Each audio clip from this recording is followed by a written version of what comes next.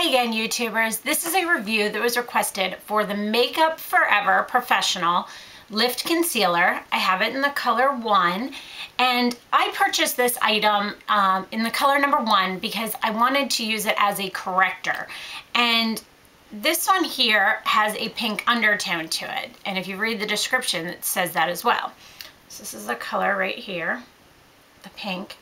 And the reason I purchased this more as a corrector is because I love my Estee Lauder Maximum Coverage foundation as an under eye concealer, and I think these are even discontinued now, but you can find them at CCOs. This is what that looks like. I have it in the color 5, which is creamy tan. But I tend to use something like, I have a Bobbi Brown corrector in the color Bisque, and I use this every day under that. Now, you see these two. This is the Bobbi Brown, this is the Makeup Forever.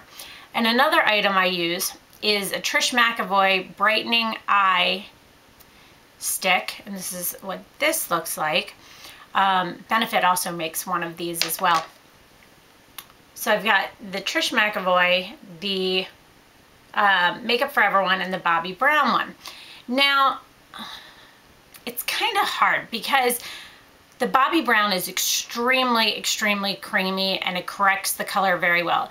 The Trish McEvoy, it's okay. I'm not like in love with it. I wouldn't probably repurchase it just because I like the Bobbi Brown more now as my eyes start to get those fine lines underneath of it and around the corners. I like the Bobbi Brown, the creaminess of it better. So I thought, oh, this Lift Concealer has got to be great for under my eyes. And it's a nice product, but I'll tell you this, it's very drying under my eyes.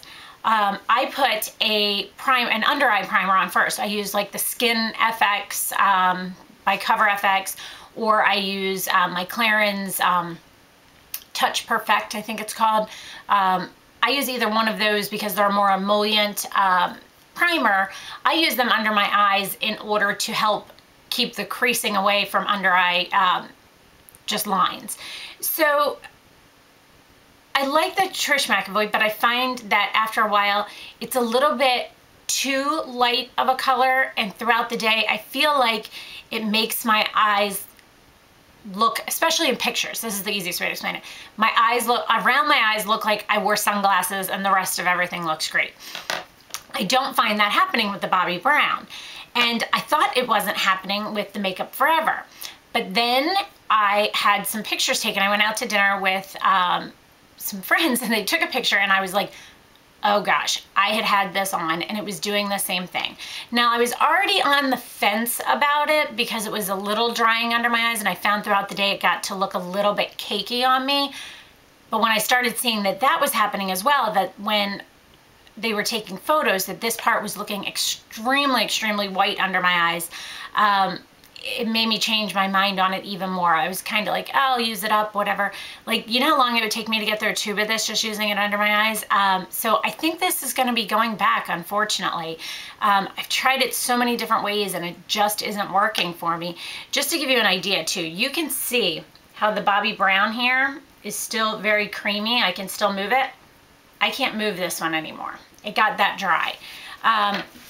So I think as a concealer, possibly if you were looking for something, I was going to say for blemishes, but it's considered a lift concealer. So why would you need something that's lifting for your skin on blemishes or sunspots or anything like that? So I don't know. I'm not sold on this. I think it needs to be a little bit more creamy in order to make it work properly under your eyes.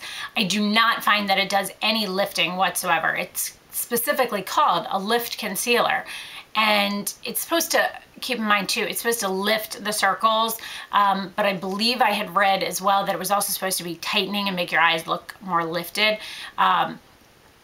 But I know the primary thing that they were saying was it's supposed to lift the dark circles and things like that. I just don't find this that it works for me. There's so many products out there that I prefer to this that for the money, it was fairly expensive if I remember correctly. I think I got it at the 20% off sale, but it was fairly expensive. So, I mean, the good and bad is if you find it and you like it and it works for you, this thing would last you forever. I mean, I have this fairly, this is definitely wider and a little bit bigger, but I think I've had this, like, I don't even know. I think I've had it for a year and I'm probably not even halfway through it. It's good for 24 months, by the way, too. I did check that, but I have a backup of it if that one starts to go bad or starts to get cakey.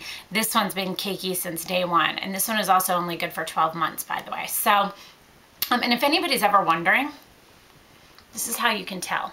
Can you see that little cap looking container? It has a number in it and it says how many months a product is good for. So just to give you an idea.